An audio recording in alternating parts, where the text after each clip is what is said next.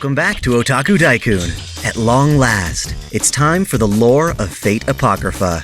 So, the anime is out, and I personally really love it, despite various criticisms I've heard. Still, to give you all the full experience, I've poured through brilliant translations of the light novel from Canon on Beast's Lair, Eternal Dreamer, and Nanodes to cover the comprehensive lore with all details intact. This will be my most packed lore yet, and will be spread across multiple videos to cover all 40 pages of notes I took during the read. In addition to covering Apocrypha, this will also be one of the most profound dives I've taken into the nasuverse thus far. It elaborates on concepts I covered in my previous videos, namely the lore of Fate Stay Night, Kata no Kyokai, Fate Extra, and Tsukihime. As usual, this is meant to be a supplement, not a replacement, for watching the anime or reading what's been translated of the light novel. It spoils everything, so do go ahead and experience the story on your own before venturing this way. The goal of my lore videos is to bring to you my own personal understanding of complex fictional worlds, presented in a way that puts things out on the table without dramatic buildup or deceit. If anything about Apocrypha confused you or left you dissatisfied, hopefully I can clarify and improve the experience for you. Let us begin. To start things off, I'd like to answer something simple. What is Fate Apocrypha? It's a spin-off of Fate Stay Night, functioning as an alternate timeline. It began as a light novel written by Yuichiro Higashide, but now has both manga and anime adaptations that have brought the story to a broader audience. Let's lay the groundwork with a crash course on the nasuverse. First, there's the universe itself, filled with celestial bodies like planets and stars, each one with its own independent will.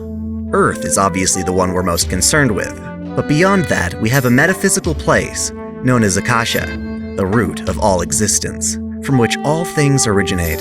Intrinsically, Earth has its own will, called Gaia, that protects the planet from threats. What threats? Well, humans for one.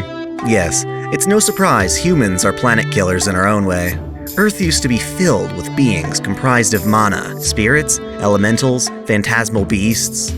Then humans came along, and the two began to mingle. This time was the Age of Gods. While humans are a threat to the planet, they were also born from and are part of it. Because of this, Gaia split into two parts, Gaia and Alaya. While Gaia is concerned with the planet, Alaya is concerned with protecting humans. They both still have the Earth's well-being in mind, but approach it differently.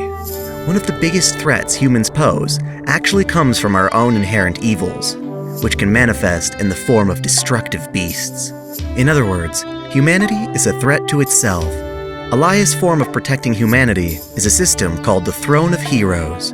Basically, the Throne of Heroes uses the power of the root to record the legends of different heroes on Earth so that they can be summoned to protect humanity from threats. This system records all sorts of legends, from leaders, inventors, and authors, to famous warriors all across the planet throughout history. The Age of Gods was not eternal. Humanity's presence and reliance on the laws of physics eventually caused divine beings to deteriorate and flee to the reverse side of the world, a separate layer of reality where they could survive. This led to the modern era we're familiar with. As a result, many of the spectacular events of the past are considered myth. Some of the few remnants from the Age of Gods are mages, practitioners of magecraft who can harness mana to alter the physical world around them. Calling this magecraft and not magic is an important distinction, as magic is a separate concept and far more rare. To keep it simple, magecraft, or thaumaturgy, is the scientific study of manipulating mana, or prana, but magic involves techniques that distort reality itself. It's the difference between a practiced talent and a miracle, essentially. As it turns out, some mages have been able to obtain magic in so far 5 different forms. You see, mages have, or at least used to have, a primary goal to somehow ascend to Akasha and transcend their limited human potential. They seek an understanding of the universe beyond their ability to comprehend. There's a catch, though. The will of the planet sees humans reaching the root as a threat, and in various ways prevents their attempts with what's called the counterforce, or deterrent force. The counterforce acts proportionately to a given threat, utilizing divine beings or manipulating fate itself. Thus, many mage families have made it their mission to discover a way to bypass the counterforce and reach the root anyway. For the mages that succeed in reaching the root but don't touch it, they leave with the experience of acquiring what mages call a true magic. Throughout history, 5 such magics have been acquired, though the exact nature of some of them remains a mystery. To sum this section up, it's easiest to imagine the planet is alive, using its mana to protect itself and its inhabitants. As beings like gods left the planet to mortal humans, mages found themselves seeking greater power and wisdom, even though the planet thinks that's a terrible idea. Thus, mages experiment and strategize how to trick the planet and get what they want anyway. The ones that succeeded in the past got supernatural abilities that can break the rules of reality itself. 1,000 years prior to the events in Fate Apocrypha, a famed mage family, the Einsburns, had reached the root and obtained the third magic, called Heaven's Feel. What it does is pretty nifty. Living things in the nasuverse have souls, a part of life that comprises memories, consciousness, and magic circuits. Normally, the soul slips from the root and is anchored in the physical world with a body. When that body dies, the soul returns to the root. What Heaven's Feel does, however, is materialize souls, making them into autonomous existences that no longer need bodies. A materialized soul can be seen as a higher form of being, an idealized immortal existence. Problem is, all those years ago, the Einsburns lost that magic, or rather the secret to pulling it off. Perhaps the mage who acquired it died without passing on the technique. Over the years, the Einsburns have struggled to regain the third magic, and with the help of 2 other mage families, the Makiri and Tosaka, they formulate a method of getting it back by reaching the root again. Yup, that method is the Holy Grail War, originally referred to as the Heaven's Feel Ritual. They created this contraption called the Greater Grail, an arrangement of magic circuits and spells capable of punching a hole in the root. To activate it, they required an insane amount of mana, far more than they could hope to gather on their own. To obtain the mana to fully activate itself, the Greater Grail would exploit the function of the Throne of Heroes to summon heroic spirits. Mages would then anchor these heroic spirits to the physical world via command seals. The summoned heroes and their masters would fight, and as the servants fell, their souls would be gathered into a vessel called the Lesser Grail. If you could get 7 servants worth of mana gathered into the Lesser Grail, you could use that mana to fully activate the Greater Grail and reach the root. This raises some questions though. Why have such an elaborate system? Why did the ritual involve fighting? Well, to summon 7 heroic spirits as servants, they needed 7 magi to participate, but all of this effort could allow only one of these mages to reach the root. Thus, the mages used their servants to fight each other over who would get the grail. Despite all this effort, the 3 founding families accidentally overlooked something when developing the ritual, making it impossible to actually reach the root. What they didn't realize until later was that only a heroic spirit could touch the Lesser Grail and make use of all of its gathered mana. Thus, whoever won the Holy Grail War would need to keep their own servant around, or all that mana couldn't be accessed. Because a surviving servant was needed, only 6 fallen heroes would have gathered into the Lesser Grail, which isn't enough mana to reach the root. This wouldn't have been an issue if the Grail War involved 8 mages and servants. But hindsight is 20/20. Oops. Still, 6 servants worth of mana is still an enormous amount, enough to grant wishes. It couldn't accomplish a true miracle, but it was worth coveting by mages nonetheless. Mages forgot the original purpose of the Grail War, and instead waged it to have their wishes granted.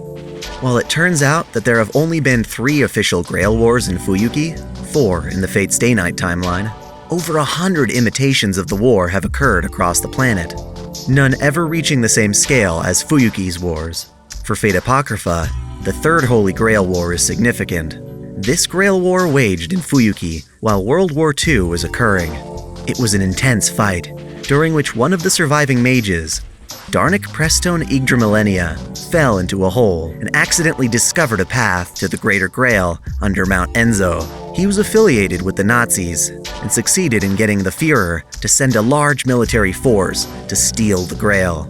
On their way to Germany, Darnik had them pass through his homeland, Trifas, in Romania, during which he betrayed his comrades and claimed the Greater Grail for himself. Darnik spent the next 80 years preserving his youth through magecraft and altering the Greater Grail to be compatible with its new home. In order to live so long, he developed a method of consuming the souls of others as mana for himself. He, a mere human, could do what normally only servants could. It's a risky thing to do, but he'd already pulled it off 3 times before now.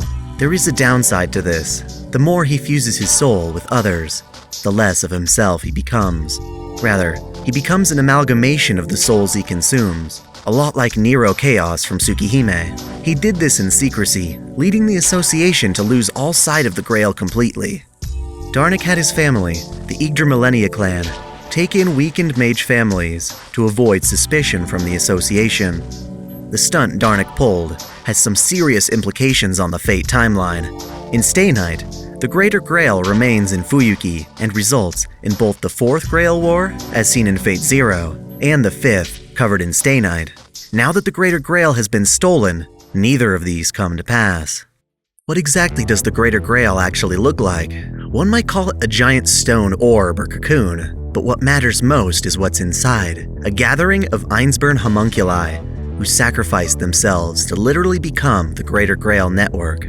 At its heart is Justiz Lieserich von Einsburn, the head of the Einsburns, the Saint of Winter, who had sacrificed her own body to complete the Greater Grail. As expected, Darnik had a reason for swiping the Grail. He was fighting in the Third War to restore glory to his struggling lineage.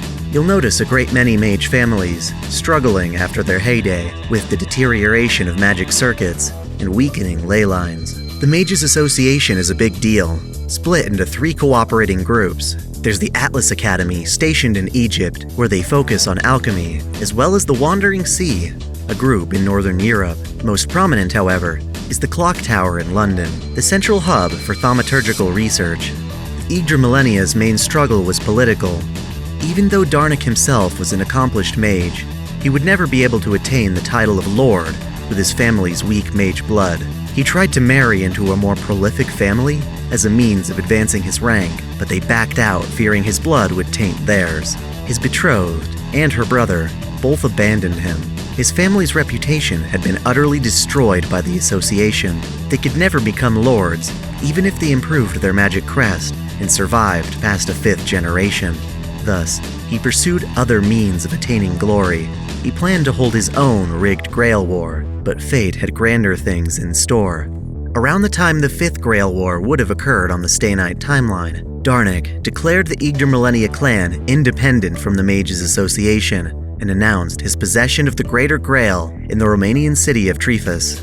The association couldn't allow this, so they sent in a team of 50 combat mages to intercept the Grail. That's certainly formidable, but by the time they arrived, Darnik had already summoned a servant, Vlad the Third, who slaughtered 49 of the mages by impaling them on spikes that rose from the ground. Clearly, the way the Igner Millennia clan was using the Grail was far from a fair competition. It's as if all 7 mages and their servants were on the same side. Turns out, way back when the Einsburns designed the Greater Grail, they implemented a backup system in case the Greater Grail was being abused. Of those 50 mages sent by the organization, 1 survived and made his way into the Igner Millennia fortress where the Grail was being kept. There, he unlocked the reserve system as a defensive measure. The nature of this backup system makes the Grail War much more epic. It assumes that the current 7 masters and servants have united, so it distributes 7 more sets of command seals to a second team. 2 factions, black and red, would now have to compete against each other, and only the winning team would get to conduct the standard Grail War amongst themselves. At that moment, the 7 masters and servants aligned with Igner Millennia were designated the Black Faction, allowing the Mages Association to gather their own Red Faction to oppose them. This giant mess is called the Great Grail War. Thus begins the current story of Fate Apocrypha. It starts at the Mages Association. Our good old buddy Waver from Fate Zero is still around on this timeline, but by this year, he somehow managed to inherit the title of Lord El Malloy II without going through the Fourth Grail War. I find that confusing, since the reason he took that title in the first place was because Kenneth El Malloy Archibald died in that war. Either way, Waver's all grown up in his fancy new title. He probably still has tensions with Kenneth, since he insists people always keep the second in his title. For all it's worth, he doesn't do a whole lot. Rocco Belphegor, one of the elites at the Mages Association, is in charge of assembling the faction of Red and tries to recruit a bounty hunter, Kairi Shishigo, into their ranks. He's a prominent character, so let's lay everything out cleanly for him. Kairi's ancestors were suffering as mages, their magic crest weakening along with the magic circuits of their offspring. Furthermore, they had to leave their homeland and wound up in Japan, which was like suicide since they at least derived some advantage to being in their homeland. Thus, in order to prevent the Shishigo mage lineage from fading completely, the head of the family made a deal of some kind with an ominous presence that reinvigorated their crest and magic circuits in exchange for being cursed to have their future denied. The family, at the time, was concerned with the present and were willing to accept the deal, but eventually the curse took hold and their next descendant, Kairi, lost the ability to have a child. He would be unable to pass on his legacy. All their attempts to force conception ended up with dead babies, causing his wife to leave him. He had adopted a child, a distant relative with his family's blood. To better their compatibility, they lived together for a time as father and daughter. These were truly pleasant days for Kairi. While she was more than compatible to receive his magic crest, the curse was actually tied to the crest itself. The cursed crest produced poison that, while he adapted to it from birth, would kill anyone else who inherited the crest. The girl died, along with half of his will to live. Left alone with a lingering desire to have someone call him father, he gave up trying to continue the family and became a bounty hunter. As a magus, he specialized in necromancy, and the chemicals he worked with distorted his appearance. While he takes pride in his work, he's self-conscious when people fear him, even when he puts on a smile. Oh, and his jacket is made from magical beast hides. That's pretty badass. Anyway, Rocco Belphegor knows about Shishigo's past, and is aware that he has a reason to covet the Grail. The Grail could, with all that gathered mana, somehow nullify his curse and bring prosperity to his offspring. Shishigo agrees to join the Red faction, but drives a hard bargain. He spots in Belphegor's office a preserved baby Hydra. Considering Hydra haven't been around since the Age of Gods, that's pretty unbelievable. Shishigo agrees to join if he can keep the Hydra, and even though Rocco tries to say it's a fake, he sees through the lie. It's actually kinda surprising Rocco lets him have it, since the Hydra is worth more than 3 times Shishigo's entire family fortune. Turns out that Shishigo is the last to be recruited, as Rocco had already gathered 6 other masters. Rotweil Brzezinski, the Silver Lizard, Stormtread's Jeanne Rum, the Gum Brothers of the Pentel family, Fiend von Sembren, a first-class instructor, and 1 representative from the Holy Church. It's not too important to remember the names of these mages, for obvious reasons I'll cover later. As for the Church representative, after the early Grail Wars, the founding families decided to recruit the Church to oversee the battle and to maintain order. Instead of an overseer in this case, the Church would be sending one of its own to be a master. Something should seem off though. Isn't the Greater Grail the thing that selects masters? It's true, but the association was clever. They set up strict regulations on travel to Holy Grail war sites to try and control which mages are selected for the war. Only approved mages were allowed to travel to Romania, because there was a good chance the Grail might give them command seals upon arrival.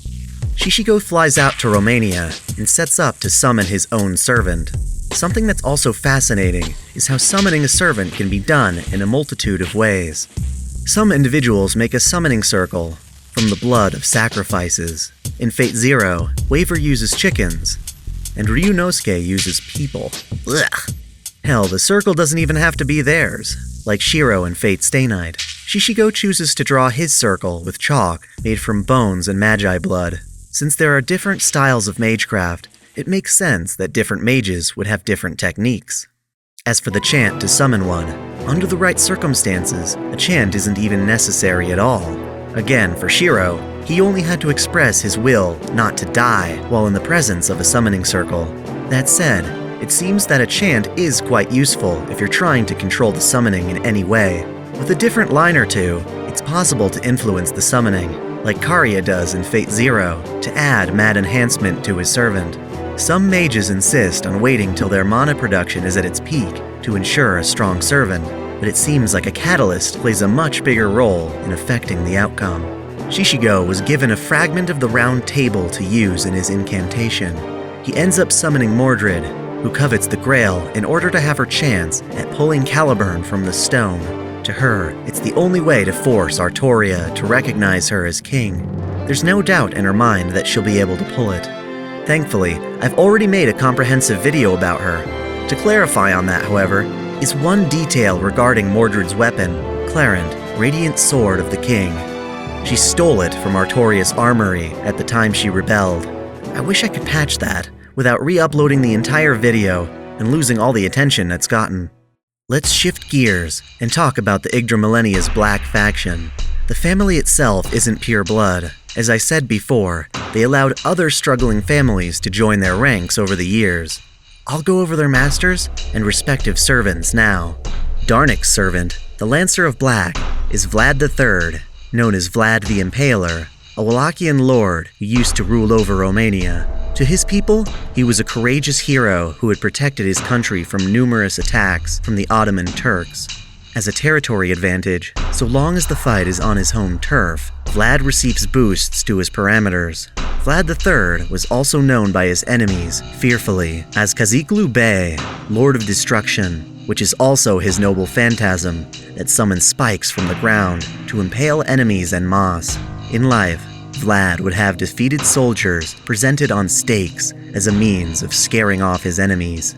Invaders found this so inhuman that they began to spread rumors that Vlad the Third, known as Dracul to them, was some kind of monster.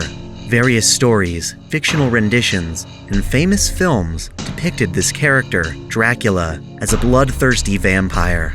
Vlad himself was never a vampire. The iconography of Dracula was strong enough to manifest itself as a separate noble phantasm, Legend of Dracula, Tradition of Blood, with which he would actually transform into a ravenous vampire.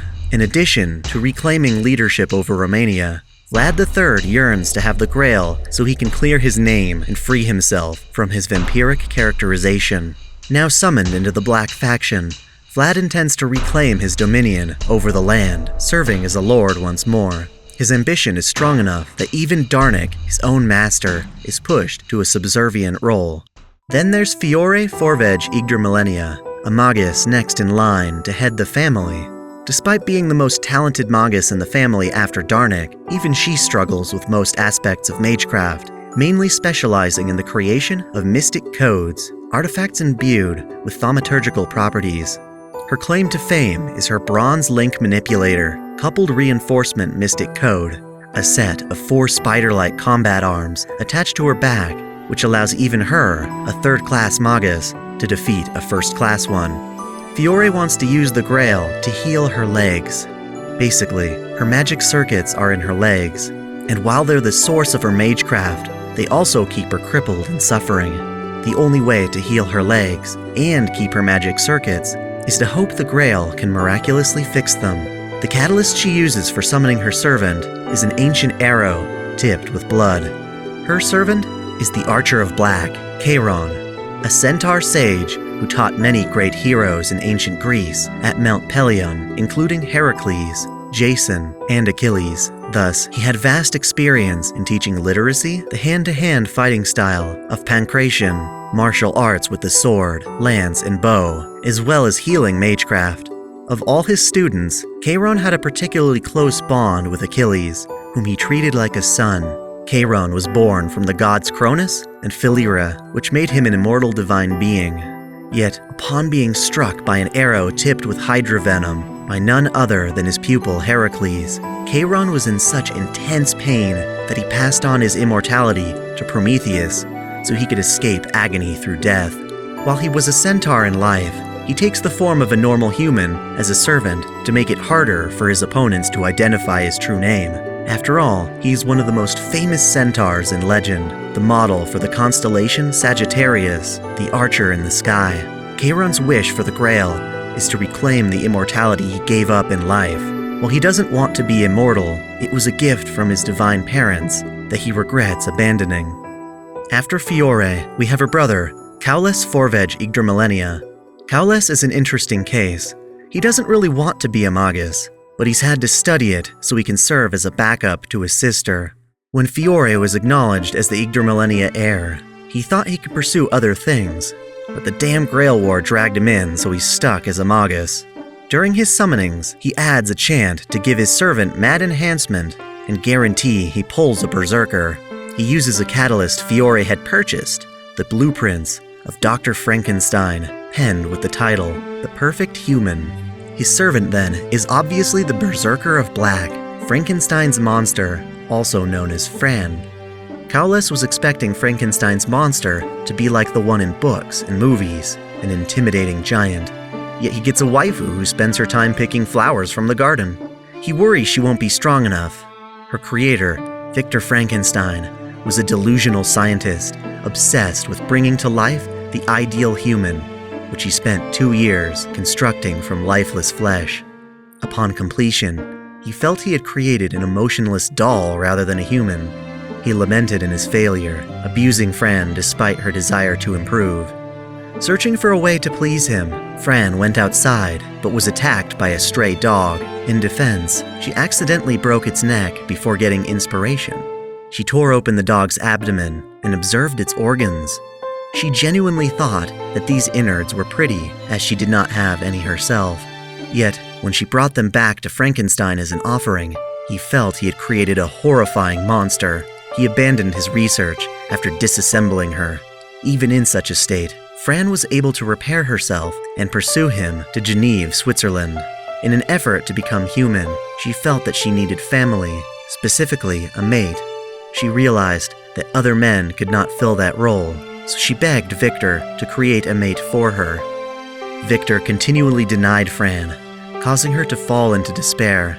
She felt betrayed, as well as afraid that she would be alone forever. Out of that fear and anger, she murdered his acquaintances and fiancé. She continued to pursue him until he grew weary and died. No longer with any hope of companionship, Fran traveled north and burned herself as well as his corpse in a pyre she had built. So in fate, her wish upon the Grail is a mate of like type, someone to finally love her. It's funny how she refuses any of the Igner Millennia's homunculi. Makes me wonder exactly what she envisions as her mate. Fran's noble phantasm is her heart, bridal chest, the maiden's chastity. It lets her absorb the mana being expelled about the battlefield. In a way, it's like getting her own mana burst, similar to Mordred's. This is good because without this noble phantasm, Fran consumes way more mana than Kaules can supply. Fran has a second noble phantasm, Blasted Tree, lightning branch of crucifixion. With it, she can obliterate her opponents with an electrified blast of energy. Sadly, it comes at a cost. Using it to full capacity means death. Thus, if she wants to survive the attack, she must apply special limiters to herself. Unfortunately, the limiters render the attack obsolete. For Fran to fight at her best, she must sacrifice herself. Both Fiore and her brother got command seals, which would have sucked under normal circumstances because they'd have to kill each other, and Fiore is much stronger than her brother, despite being crippled in a wheelchair. She's not too thrilled about facing off against the clock tower either, though. She used to study and has friends there. Still, she fears Darnik, a mage capable of maintaining a body in its 30s, despite living for over 100 years. Now that she's related to a traitor to the association, she feels she can't return to the clock tower, and without Darnik, would have nowhere to belong. Due to the sheer amount of material to cover, as well as how long this special has taken me to make, I'll be resuming the lore of Fate Apocrypha next week with another installment. Look forward to it.